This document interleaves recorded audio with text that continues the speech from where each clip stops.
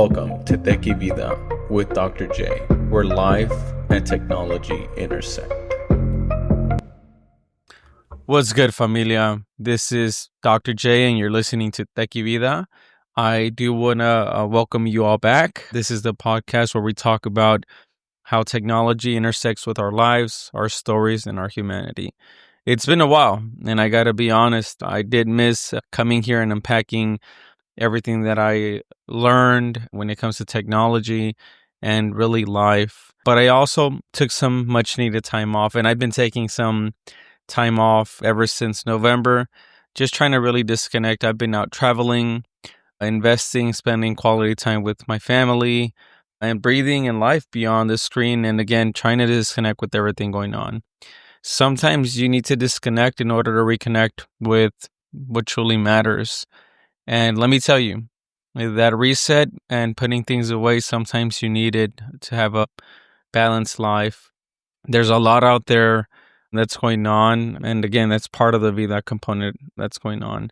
Now, as we step into summer, I'm really excited to kick off this new season. And I'm going to call it a new season because I haven't been releasing episodes tied to Tech y Vida. We're going to bring in new episodes, new energy, and we're going to get in some guests. We are going to flex the frequency a bit this season since a lot of us that are really out there enjoying summer, including myself, my daughter's out in summer school. So it's really doing a balancing act. But best believe we're going to be back and locked in all of this. Before we get into tech news, updates, and trends, I do want to acknowledge the heaviness that's been hanging over the world lately. We've seen some painful headlines, what's racial profiling going out there with Latinos really being targeted by this administration, seeing war continue across regions, and the news about, U.S. citizens being kidnapped. This is really a scary time to live in, especially as a Latino person, as someone with a Spanish last name. We just, are seeing things that we never thought we'd see in our life. It does, feel like they want to go after the Latino people, and that's something that some folks are going to argue against. But that's my perspective, and it's real. I mean, we see it every day, and there's a lot that we're going to unpack with all of this. I just want to send love and strength to anyone affected, directly or indirectly. And as we talk about technology, I always want to keep in mind that we're not just building tools, we're building futures, and that future has to include peace, truth, and justice. At the same time, we've got to keep living, keep creating, keep moving forward. Grounded but hopeful. That's where I'm at. That's where Tech y Vida is going. Now, with this, I am going to jump into some key tech news and things that I've been tracking. One of them, and the most immediate one, is really tied to AI, right? There's a lot going on with AI, and there's a quiet, what I consider to be a quiet arms race of technology, innovation, and getting there first between the U.S. and China. It's not a arms race when it comes to, weapons or such. Well, technically AI could be considered a weapon.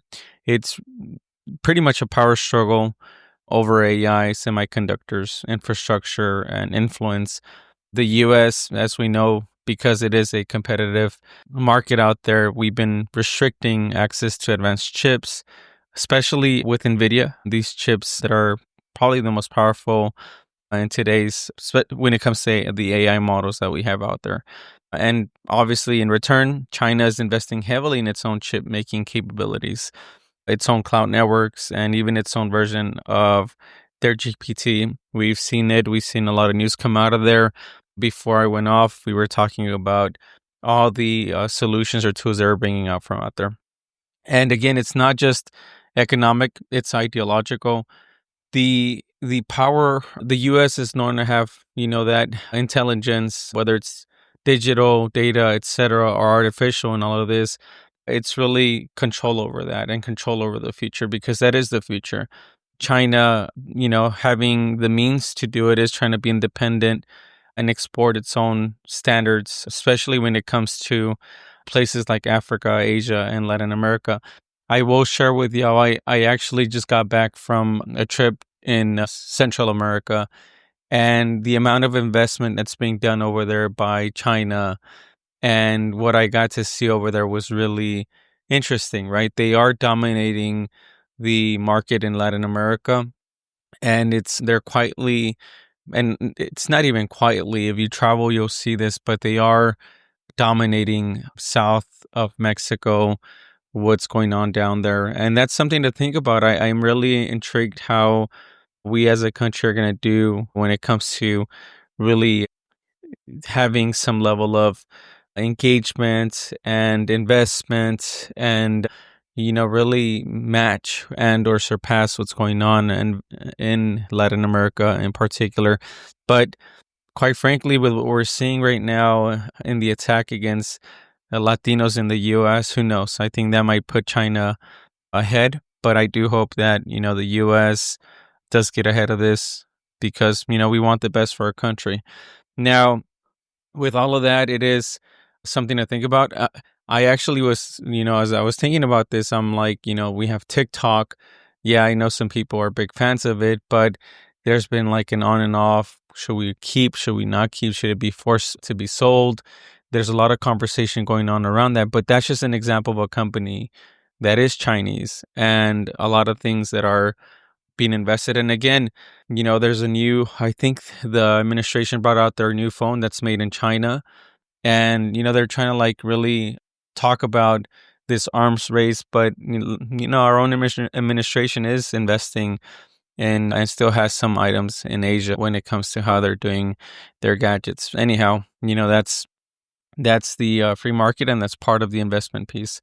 Now, with that being said, there's a lot going on with AI, right? That's one piece of the competition going on, and it's pretty much two powerhouses. The US is ahead. It has way more, for me, intelligence, a lot of great resources that are here in the US, and I think if we get our act together, we should continue to dominate from that front. Now, the when it comes to really AI and thinking about AI, it's not really what is being built, but how it's being handled. We're now seeing these ultra realistic voice assistants, such as Sky, that really has, showcased the potential behind AI, but also how scary it could be. It really makes you think about where entering a world where voices, images, and personalities could be replicated. We talked about this before, but it's getting better and better. And I have said this, it's going to be something that's only going to continue to get better. We're seeing it right now with all that's going on, all these deep fakes tied to AI. It is scary, it is powerful, and it is going to change all that's going on from a propaganda, from a marketing, from a political perspective. When you see a lot of these folks that do buy into it, unfortunately, we do have a society that needs to really put some thought and do some critical thinking to make sure that they know what's right and or what's real, not real. And that's one thing that, unfortunately, we need to continue to like educate. And again, I talked about this in previous episodes, but there's a lot tied to that, if it was easy, everyone would be doing it, everyone would know this. But there's a lot to really unpack on that front with AI and its advancements, especially from competitions. Everyone's getting into it. Apple is investing a lot more. Meta, everyone is pretty much just dropping everything into this market, and rightfully so. It is something to think about the future. There's going to be more advancements with technology, but again, everyone is really doing their own investments. With this, there is a dominant competitor or company here, NVIDIA. They are pretty much I remember they used to just make gaming cards. They're now the most valuable chip maker in the world. And it's something that really make you think that, who's going to be competing with them. There's a lot of companies out there that are really trying to get into the architecture, make it better, faster, more efficient. But that's something that NVIDIA is ahead of. They have, really great AI engineers, designers, and whatnot. And some folks might say that's, the gold rush currently going on with AI. But again, all of this, NVIDIA has really gotten ahead. And, that's the right way to really get into this market, which is, be true to what you do and just provide those resources to companies like Apple and such. And again, hopefully they, at the same time, we invest into, deep fakes and all this education, making sure that people are aware of what is and isn't AI generated, because we are going to get into a really polarized space in the coming months with everything going on in the political realm here in the US. Now, on one side, you have NVIDIA that's dominating it. On the other side, it's who is dominating or who owns the future of AI, right? And again, I talked about Apple, I talked about Meta, I talked about OpenAI. I will be honest, I use OpenAI a lot. I'm a big fan of ChatGPT. I've used others. To me, OpenAI still is the dominant, and I do recommend that folks go out there and try out all these different tools that we have at our disposal. Get a license if you want to make sure that you test it. But recently, sometimes, as they say, if you can't beat them, you just take them. And Meta, they've been something like recruiting some researchers from OpenAI, and there's been a lot of back and forth, and they are going after this talent and trying to make their platform and or tool much better. But again, I will share, and this is my personal opinion, I think that OpenAI is going to continue to be dominant. They're going to keep, really staying ahead. There's going to be a lot of innovation and whatnot going on in that front.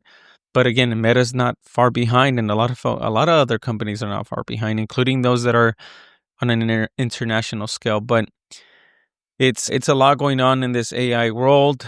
I want to really come with you talking about that piece.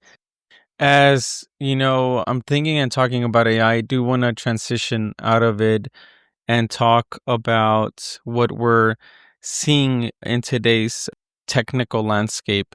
I will share with you, I recently had a conversation with my mom, and we were talking about technology. And my mom, she still watches the television. She gets her news from the television. And in return, I look at like the younger generation that don't really get news from the television, right?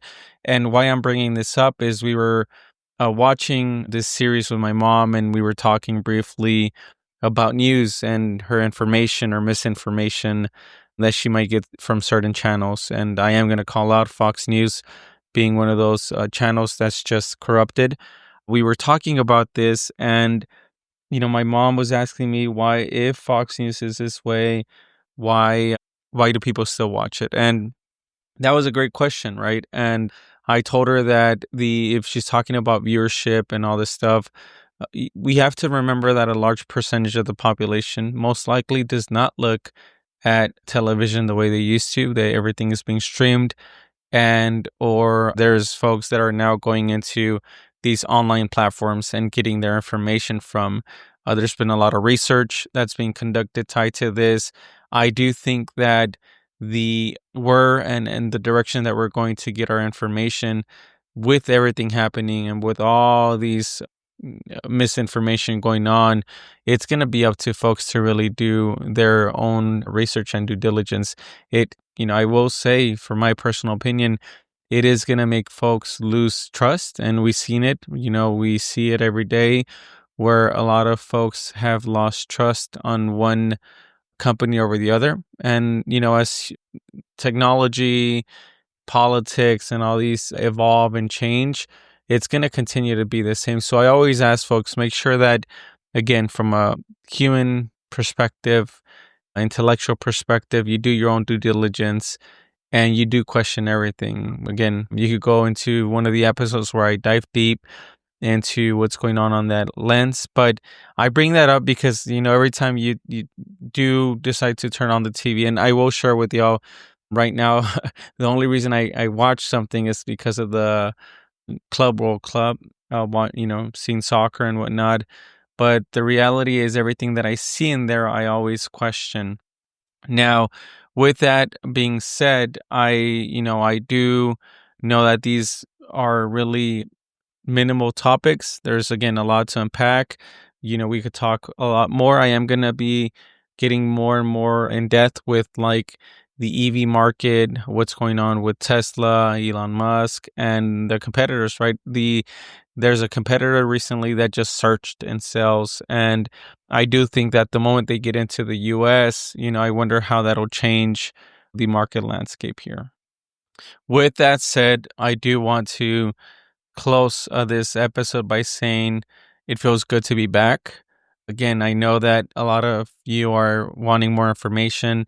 I am trying to process and really think about what information we bring into this conversation. Again, we're living in wild times. I'm trying to really limit, but be even with all the noise going on.